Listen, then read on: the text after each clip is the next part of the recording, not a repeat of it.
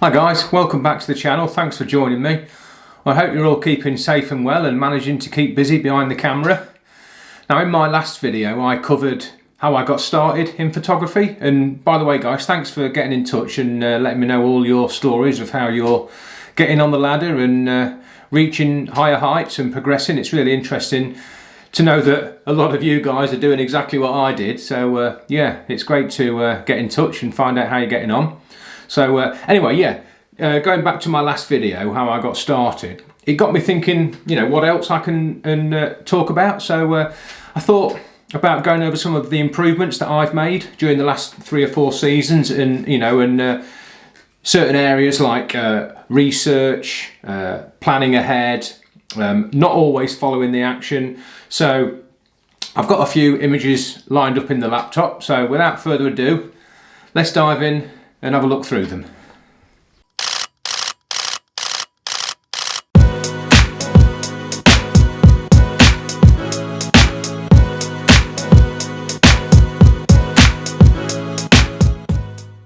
Right, firstly, research and planning. It's really important, I find. So even before the game starts, I'll be looking at online news through the week, BBC Online, Mail Online, just to see if there's any sign-ins, if there's any manager talk, player injuries, anything like that that you could grab on the day to go with the story. Especially pre-match stuff. Mail Online love doing a post on most games and what's going on pre-match before kick-off. And this image here of Harry Redknapp, it was, I think this was November, and it was quite a big game at Bournemouth. They were playing Manchester United, and Harry Redknapp goes to Bournemouth quite a lot with him living local on Sandbanks. And I thought, if he goes to the Man U game, I'll try and get a frame of him. And he usually makes his way into the ground 2 hours before kick-off and goes up into the hospitality suites, whatever. And lo and behold, he turned up this time, and it was just before he was rumoured to be going into I'm a Celebrity, Get Me Out of Here, into the jungle. And anyway, he turned up, and I snapped this image. Just what, I think I got about 4 images. They just happened to turn around and look my way, snapped this image, and lo and behold, the following week it came out that he was going into the jungle. And there's a couple of online clips here. This is the Irish Times using that image. Again, it's before the game even started, you know. So this was obviously a report afterwards, going into the jungle. And then there's another one here about, they used the same image about his wife Sandra and the letters and bits and bobs. So it just goes to show that the research can, not always, but can often pay off. You know, so I was quite chuffed with that really. But what else we got here? Oh, this is I think it's Mikel Arteta, the new Arsenal boss. Obviously it was in the press leading up to the week that he'd signed. This was Arsenal's first away game, I think it was at Bournemouth, so obviously I'm already thinking, right, I've got to get plenty of stock images of Arteta. So when kickoff took place, we, as you know from my previous videos, we all gather around the dugout, getting the manager's handshakes and substitutes that are on the bench and whatever might go on. And I thought to myself, I think I'm going to sacrifice the first 5 minutes of the game and sit at Bournemouth. It's great, we can stay local to the dugouts if we want once kickoffs takes place.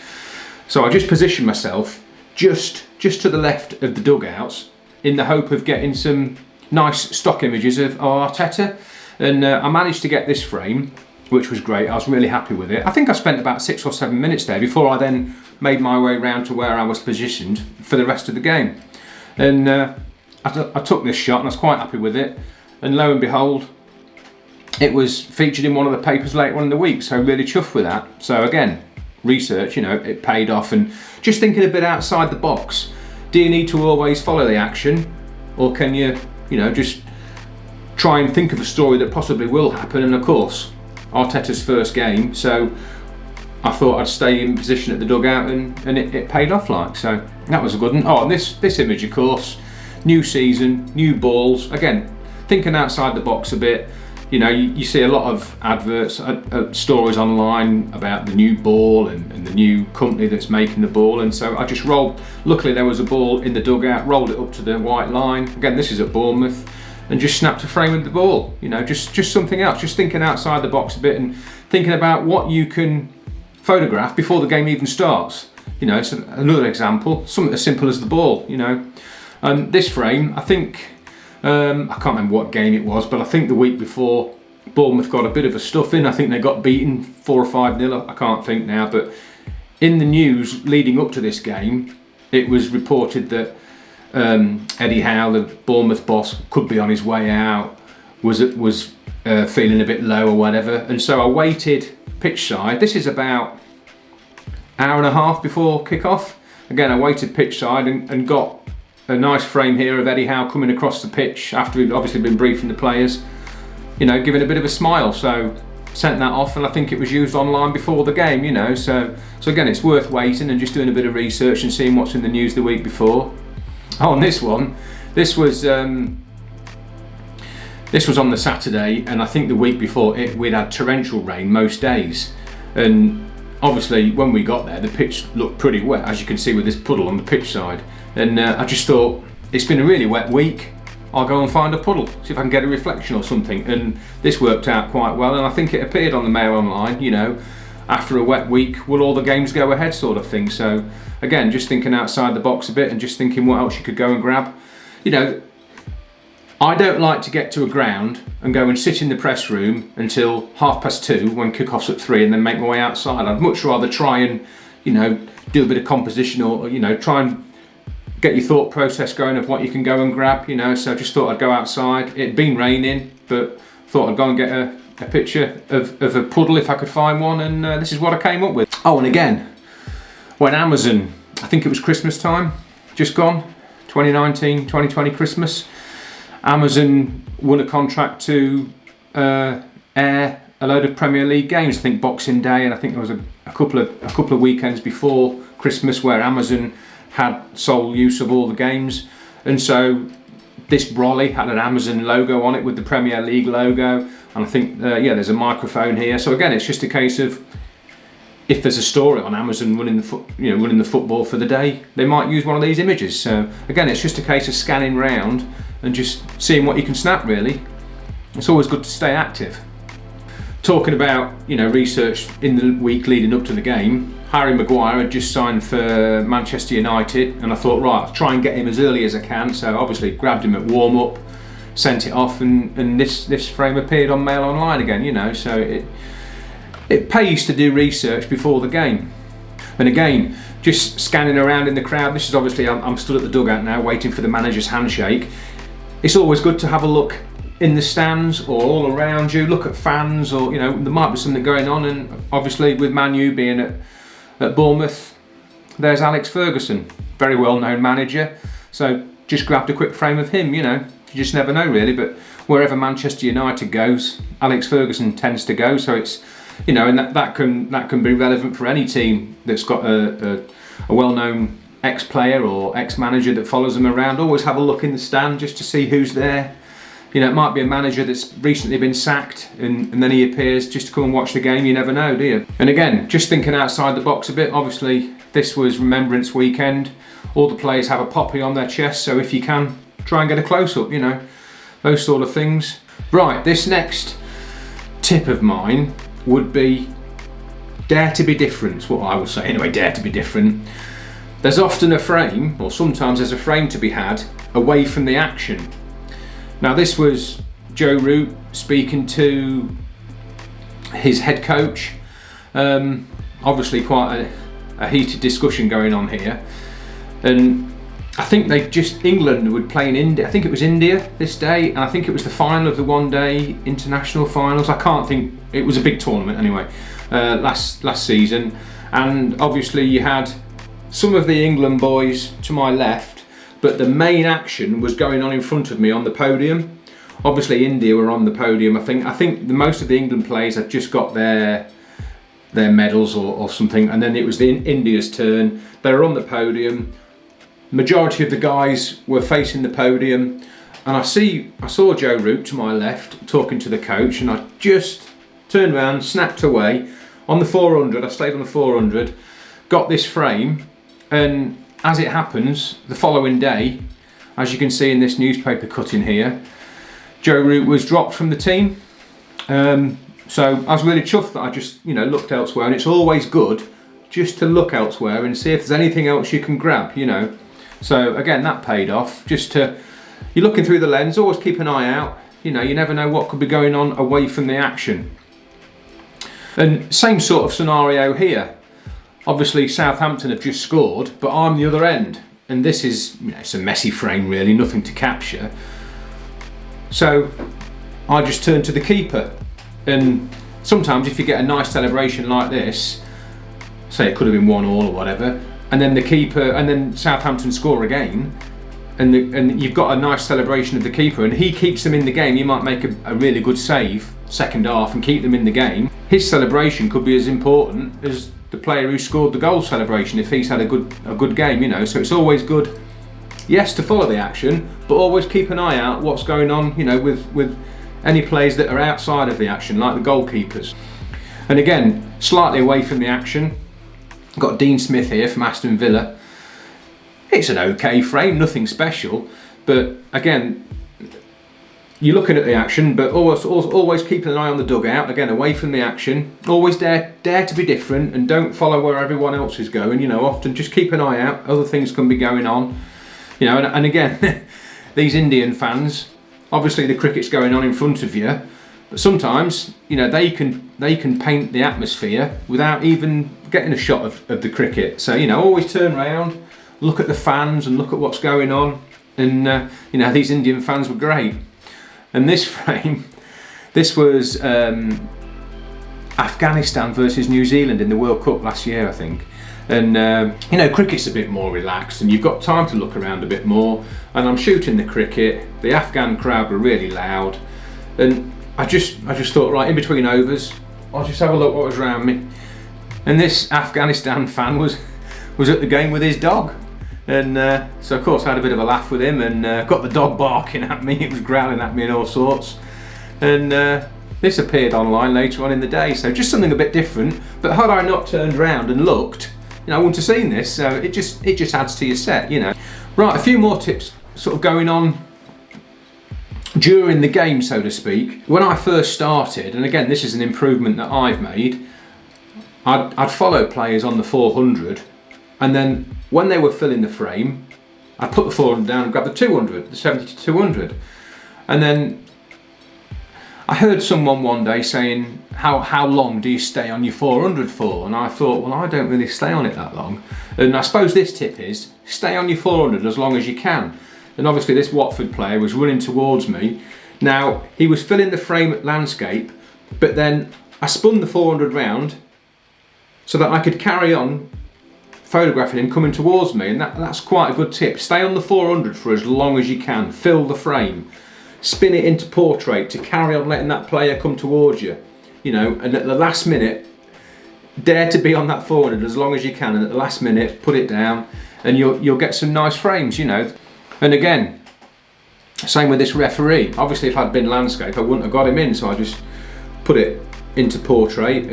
And also, another good tip, it's always good to get a shot of the referee or your official, who you know, whatever game you're photographing, because you never know if they're going to make a mistake, and they could be top news on a Monday, you know. So always try and get the officials if you can. That's another tip. Right, another good tip to give you: always listen to the crowd. I found over the last few years that they can often give you a bit of a heads up. Now with this frame here of the referee looking at the VAR screen, I think he just awarded a yellow card. I think it features in one of my football videos from early on in the season. He'd given a player a yellow card, and so I was on that player. You know, he looked dejected, he'd got a yellow card, he was chatting to his teammates, and I'm sat on him, referee not in the frame, just sat seeing how his reaction's going, and I heard someone shout, "Oh no, he's walking to the screen." And I thought, who's walking to the screen? And then I turned around and the referee was walking towards the VAR screen. Obviously he'd had it in his ear that that's not really a yellow card, it's more like a red card. And so because I'd heard a fan shout that, it alerted me to look what was going on, find that the ref was walking to the screen, and so it gave me time then to put my 400 down and grab the 70 to 200 and run down the pitch, the touch line, and get this image. Now unfortunately it's not the best image, as you can see, because we've got one of the stewards standing up just at the wrong time, so I mean it wasn't the best angle anyway, but I say just listening to the crowd and hearing that, it alerted me to look elsewhere and see what was going on. So yeah, that's quite a good tip. Always listen to what's going on, because sometimes the crowd can give you a heads up. You're looking in one direction and there's something happening somewhere else, and the crowd can often alert you to that. So yeah, always keep an ear in the crowd.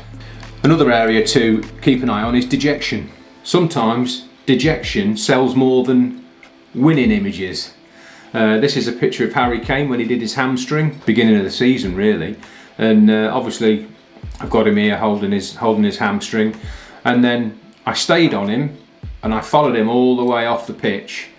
And now this image here of his boss Jose Mourinho patting him on the back, every time, I'm so pleased I got this image, because every time there was a story about Kane and his hamstring, is he recovering, is he going to be playing soon, or Mourinho, how he treats his players, this image kept cropping up every other week in the papers and online. So really pleased that I stayed on that, on Harry Kane right off the pitch. And yeah, it's always good to get as much dejection as you can, because sometimes, I mean I think this game was 1-1, but the only pictures they used from a 1-1 game was images of Harry Kane getting injured, because that was a big story. So it's not always about the winners or the goals, you know. I think in fact in one or two papers they didn't even put a goal image on. It was images like this. It's always good to get the dejection and get the reactions, because sometimes it's them sort of images that get used over goal images, you know. And again, a bit more dejection here from one of the Villa players, and I think this appeared in the papers on the Monday, you know, Aston Villa struggling, and sometimes it's more about the dejection. I think Southampton won possibly 2-0 here on this game, but yet one of the papers ran with this image. You know, even though Southampton had won, they ran with the dejection of Aston Villa, because at the end of the day Aston Villa were struggling a bit, and dejection sells more than winning images, you know. So it's always good to keep an eye out. I think he just missed a goal here and he was frustrated, but I stayed on him because I thought he's going to react, and yes he did. And just pays off to get as much dejection as you can, as well as good reactions and celebrations, you know. So yeah, again we've got a bit more dejection here. This is Owen Morgan, the England captain. This is going back to the same game as you saw Joe Root earlier, and again most of the action was going on the podium, and you've got Owen Morgan stood right to my left. Then I think this was after I'd seen Joe Root talking to his coach. I then saw Owen Morgan looking pretty down. Obviously that England had just got beat, and you know, it's always good to grab this. And of course this went in a few papers on the Monday and the Tuesday with England getting beat and whatever. So you know, you think that photographing the Indians on the podium celebrating with all the champagne and bits and bobs, whereas I was on what really matters, you know, in the papers. Dejection again, you know. Right, another quick tip. This was of Daniel James with Manchester United. Now this is as a corner's taking place. Now I always try and keep, sometimes it can take a minute, 45 seconds to a minute for a corner to take place, and I don't like to just sit and wait. I'll have a good scan round and, you know, go on each player, take a quick snap of each player, and sometimes it pays off. And this is a picture of Daniel James. Obviously he's waiting for the corner to be taken. I quite like this as a stock image, you know. You could call that dejection, you could call that reaction, you could call that waiting to see if there's any new signings. This image could be used in several different ways. It's only a stock image, but it's one that I grabbed whilst there wasn't any play and he was waiting for a corner to be taken. So yeah, if ever you're waiting for play, whatever game it could be, whatever sport it is, always have a good scan round and see if there's anything that you can quickly take a picture of. You know, just a snapshot, but if you can get it right, you can get some nice shots like this, you know. So instead of just sitting and waiting for play to happen, you know, make it happen yourself by looking at all the different players. You might not get anything, but now and again you might just get something like this. And same with this image here. It's obviously a different game, but it's at Bournemouth again. and waiting for a corner to be taken, and it's only a Premier League logo on his shoulder, but it's just something else that you've grabbed during the game instead of play. You know, just looking outside the box a bit and just getting this. You know, it might be used on an online story or something about the Premier League. You just don't know. So again, fill your boots and grab as much as you can. You know. And finally, another tip: never stop shooting until every player and player coaches and staff have left the pitch. And this was a good example. We've got Reiss Nelson here. Obviously the game's finished. I can't think what the score was, but all us guys knew that Reiss Nelson had had a good game, and so I kept my eye on him as he was shaking hands with all the other players. And then lo and behold, Mikel Arteta came across to say thank you and applaud the travelling fans, arm in arm with Reiss Nelson. And obviously he'd taken Reiss Nelson off halfway through the game because he's obviously got his jacket on here, so he was taken off, but obviously came back on the pitch to shake hands with all the players. Lo and behold, they have a bit of an embrace like this. And so snapping away, I'm following away. In this article here, obviously on the Monday, Reiss Nelson's being praised by Mikel Arteta, and what a star he's going to be, you know, so it just paid off. Yeah, so always follow the players go off the pitch. Never just, you know, full-time whistle, put your camera down. Always carry on for at least another 2 or 3 minutes. It might just be a handshake between a player, it could be the managers, you know, chatting on the sidelines, it could be anything. But yeah, this is just an example of how to carry on shooting once the full-time whistle's gone. And then, you know, this is just showing you that the whole game had finished, yet this was the story that the papers ran with for the next few days, was the fact that Reiss Nelson was an up-and-coming star. So I didn't necessarily get anything for the whole 90 minutes, you know, newsworthy, yet after the full-time whistle there was a newsworthy photograph to be captured. So yeah, always keep an eye on who's doing what until they've all left the field. And the last tip I've got: even when you're on your way home or you get home, always listen to the radio on the way home or check the online news, because there might be something that comes out of a game that you've been at that you might have got a picture of that was never reported through the game. You've got home, you've looked at the news, and all of a sudden it comes out a player suffered an injury that wasn't really reported during the game, you know. So then you can go back through your set, look for that player, and you can send off as many images of that player during his game as you can, and then you never know, if that story comes out on the following day, they might just use that image. So even when you get home, always keep an ear out on the radio. I mean, I always have TalkSport on the way home, just in case anything comes up from the game that I've been at. You know, there might have been a bit of an argument between two players that blew up in the tunnel afterwards, you know, and you might have a picture of them stood close during the game or whatever.